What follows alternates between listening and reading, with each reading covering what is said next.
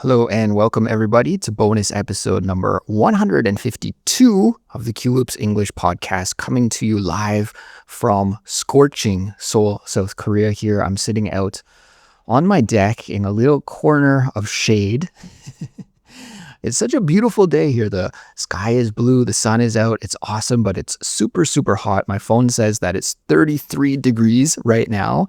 And I just took a look at this little thermometer that my wife has set up for her plants that live outside. And that is reading 48 degrees Celsius. So it's a scorcher. I don't think it's quite 48 degrees, but it's somewhere in between 33 and 48. But it's such a lovely day. I didn't want to sit inside and record this, so I'm outside on my deck here for now, and we'll see how long I can last. This might be a short episode if I get too hot and overheat and I have to run inside. Anyways, what I do here each and every week is tell you a story from my everyday life, and I hope that by listening to my stories, you can build your English fluency.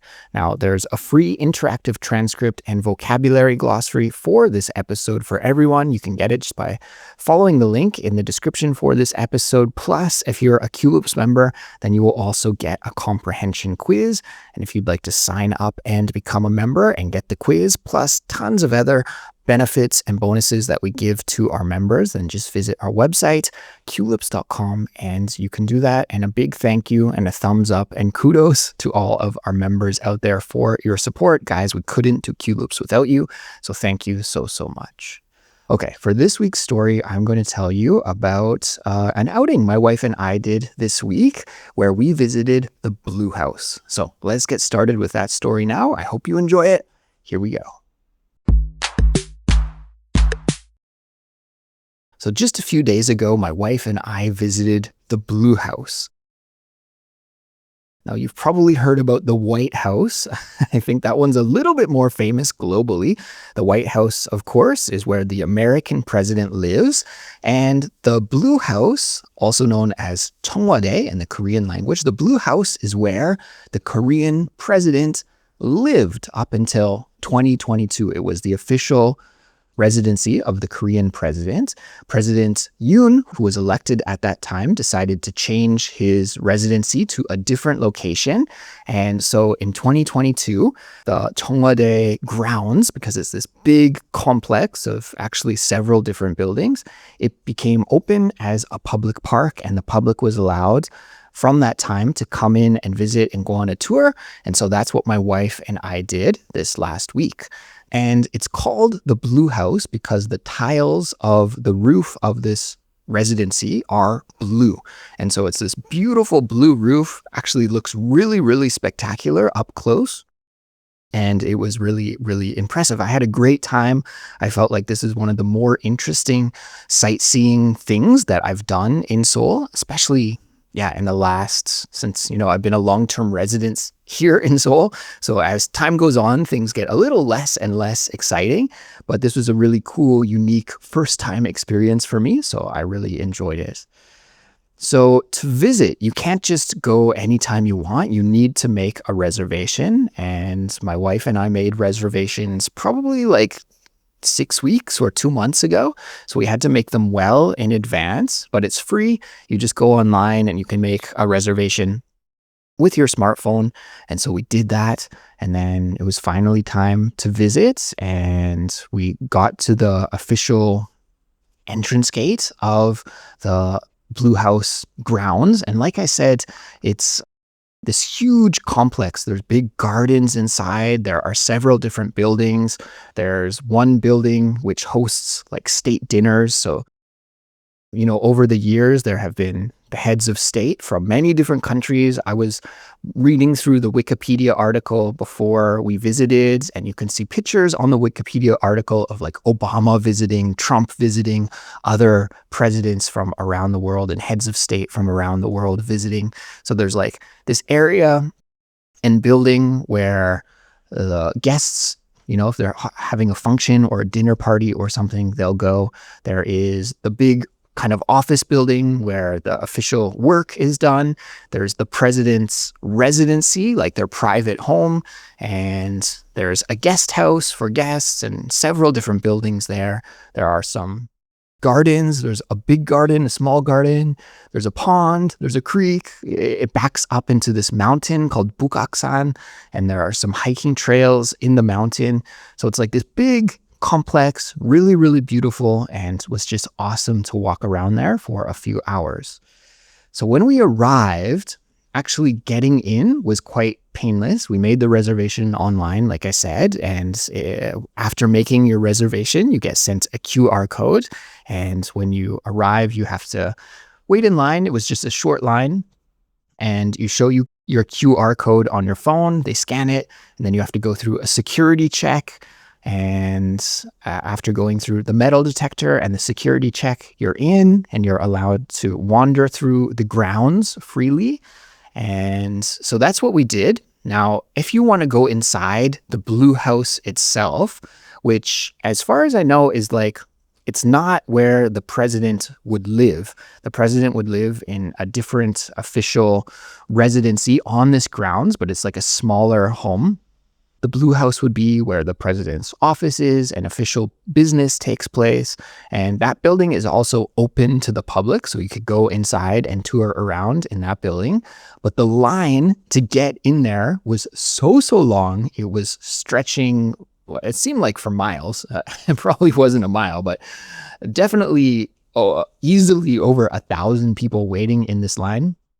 And when we were trying to find where the end of the line was to go inside and actually see the Blue House, there was a sign that said, from this point on, the wait is 60 minutes. And then at that sign, we looked and we still couldn't see the back of the line. So I imagine that it would have been well over an hour to wait in line to get inside and see the Blue House in person. And when we visited, like I mentioned here, it's been boiling in Seoul. For whatever reason, this summer, it's been super hot. It's usually rainy in the summer here, but it's barely rained at all. And it's just been this heat wave instead. So the day that we visited, we were there in the morning. We visited at 10:30. So around 10:30, 11 a.m., probably by the time we were in, and could have been waiting in this line. And we're like, nah. Oh, we're not going to wait in this line for 60 plus minutes in the scorching sun.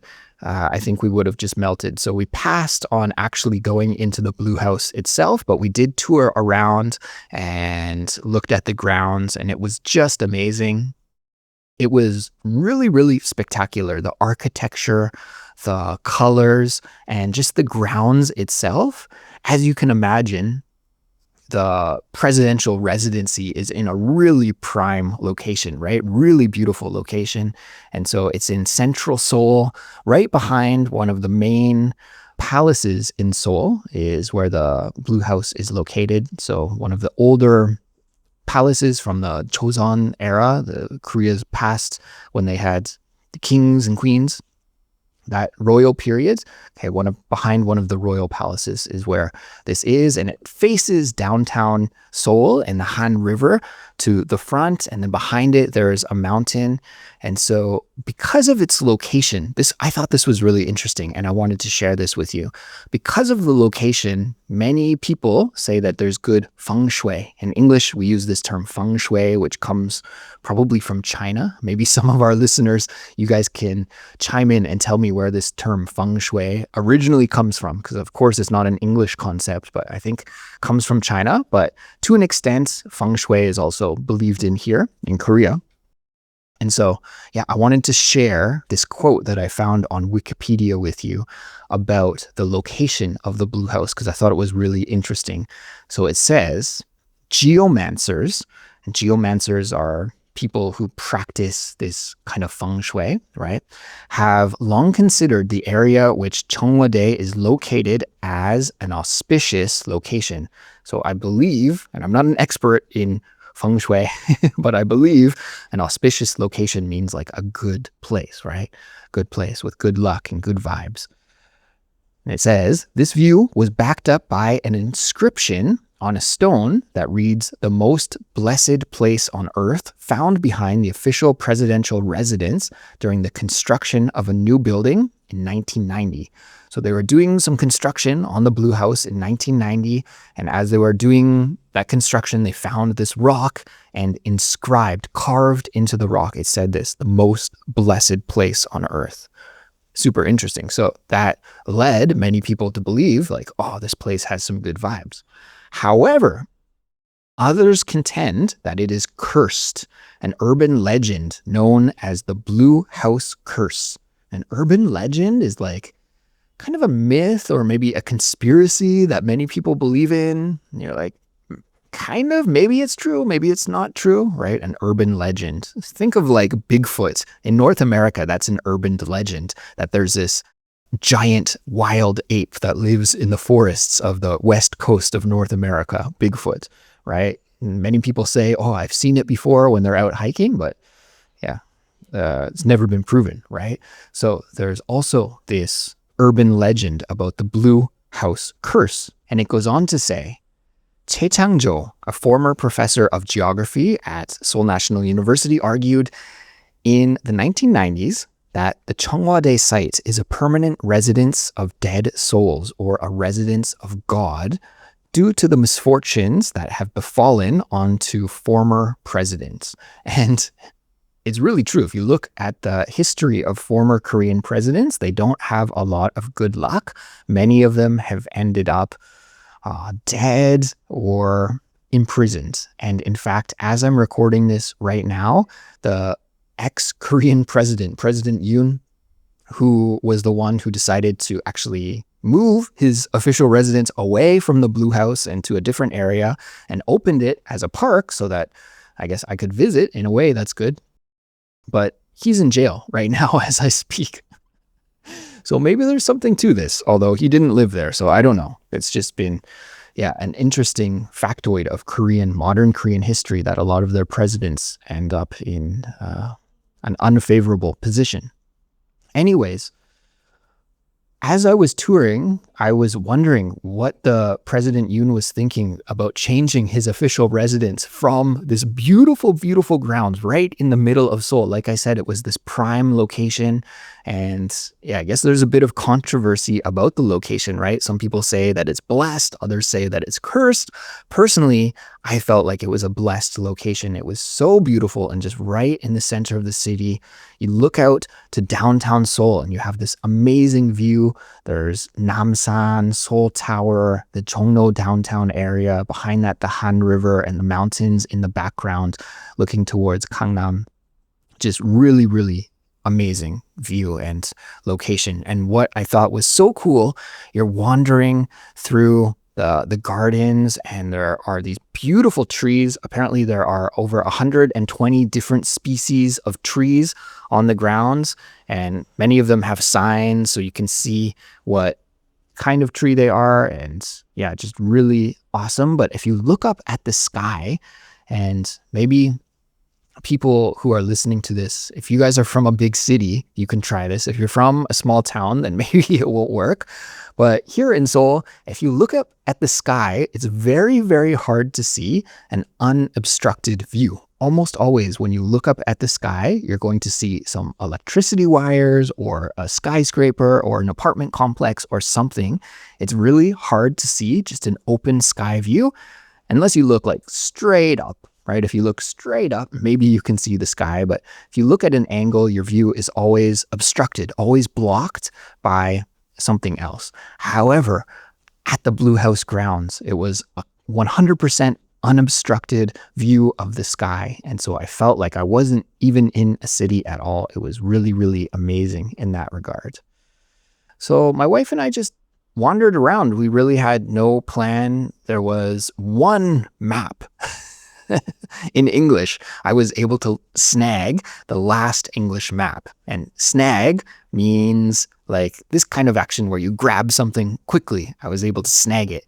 You could imagine maybe a bird hunting for a fish. Think about an eagle going down and then snagging a fish, just grabbing it really quickly out of the water. That's this action of snag. So I was able to snag the last English map, and then we were just following the map, walking around the garden, walking around the grounds. We went up one of the hiking paths in the back, And it was really amazing. When you get to the top of the hiking path, there is a statue of Buddha, and this statue was apparently from the 9th century, and it was taken from Gyeongju, apparently by a Japanese official during the Japanese colonial occupation period of Korea's history. So yeah, pretty amazing to see that ancient Buddha statue right there on the mountain as well, and examine that. Really impressive.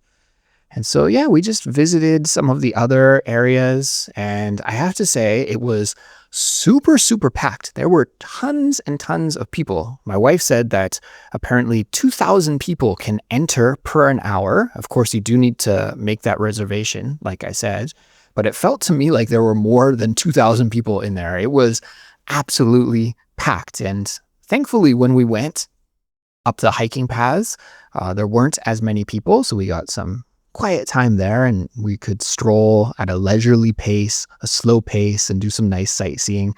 But when you were down in more of the main areas near the front, then there were so many people, and it was a boiling hot day, and everybody's trying to stay out of the sun, so they have their parasols open, which just makes it a little bit difficult to walk around too. You always have to make sure you don't get poked in the eye by a parasol.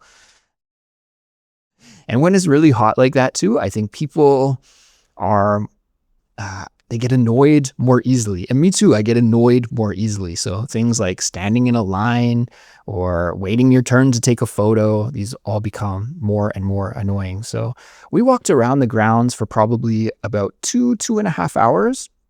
And like I said, I really enjoyed it. Unfortunately, some of the other buildings, you couldn't go inside, so you just had to take a photo from the outside. But I did take a lot of photos, so I'll share those in the YouTube video. If you're watching the YouTube version of this episode, I'll of course put them there, or on Instagram as well, and maybe even on our Discord as well for all of our Discord users who don't use other kinds of social media. Some people have told me they're not on Instagram or YouTube, just the Discord, so I'll try and do that there as well. But overall, it was like a 10 out of 10 experience. I'm not really doing it justice here with my words, but it was just really impressive. And I was joking to my wife that she has to run for office. She has to become a future Korean president, because I want to live in the Blue House. I want to live on these grounds. Like, it was just absolutely incredible. And I'm not sure. We just had an election not too long ago here in Korea, and a new president was elected, Lee Jae-myung, and I'm not sure what the plan is. I should have probably researched this before I started recording, but I'm wondering if he won't move back into the Blue House, and when he does do that, then I imagine it would close as a park to the public. So this might have been just a really lucky opportunity that I had to visit. I'm not so sure what the plan is with the future residency there for Lee Jae-myung and future Korean presidents, but I would say that if you are a Korean person and you have an opportunity to visit, then you definitely should. It's worth your time. And if you ever visit Korea in the future, add it to your bucket list to try and check it out, because it was really cool. And I think I was one of the only foreigners that I saw in there. I heard a little bit of Chinese, so I think there were a couple of Chinese tourists who were visiting, but I didn't see any other foreigners. So maybe this is not something that's like well known to people who aren't Korean as a place that you can visit, but really cool experience. And I'm glad I had the opportunity, especially if they close it down for public visitation in the future. I'm glad I had the chance to do that. So yeah, I was joking with my wife. She has to become a future Korean president, because I wanna live in there. And interestingly enough, I believe it was one of the first Korean presidents was actually married to a foreigner. So one of the, I guess we'd say the first lady. That's what we use in American vernacular to talk about the wife of the president is the first lady. I'm not sure what they say in the Korean language, but the wife of the president in the USA is called the first lady. So I believe it was the first Korean president, Lee Seung-man, he was married to a foreigner. So there was actually a foreigner first lady. And I don't know, what is the husband of a president called? First man? I'm not sure. I'm going to have to do some more research about this, but perhaps I could be the first first man of the Korean Blue House. I'm not sure. I was joking about that with my wife, but my point here is that it was just a beautiful grounds, beautiful architecture, and lovely weather. A little bit too hot, but just a great outing with my wife. And I thought I'd tell you about that experience here. After we finished, it was around lunchtime, and we were too hot, too tired from walking around all morning. So we went to a nearby noodle house, and we had some buckwheat noodles, some cold buckwheat noodles, and a buckwheat pancake. And it was a delicious lunch. Usually, I'm really, really against waiting in line to go into a restaurant, but apparently this restaurant had really good reviews. And lunchtime, we went on a weekday, so we were there on a Thursday morning. And all around this area of Seoul, there are a lot of government offices and also a lot of police and security. As I mentioned, it's right by one of the main royal palaces, and of course the Blue House and other government installations. It's also a place where a lot of protests happen. And so there's always a huge police presence in this area of Seoul.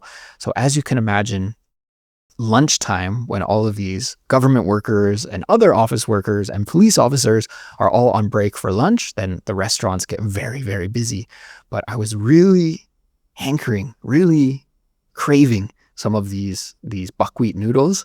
So even though there was a little bit of a wait, I told my wife, let's just wait, let's do it, because I really wanted to try them out. Also, the waiting area for this restaurant was in the shade, which was another thing, because I thought every restaurant around in this area is going to be jam-packed at lunchtime just because of the tourists and the government workers and the police officers and everybody that's going to eat lunch at the same time.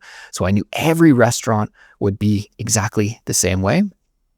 So I said, let's just wait here. We'll eat these delicious buckwheat noodles and we can wait in the shade. And actually, we only had to wait around 20 minutes.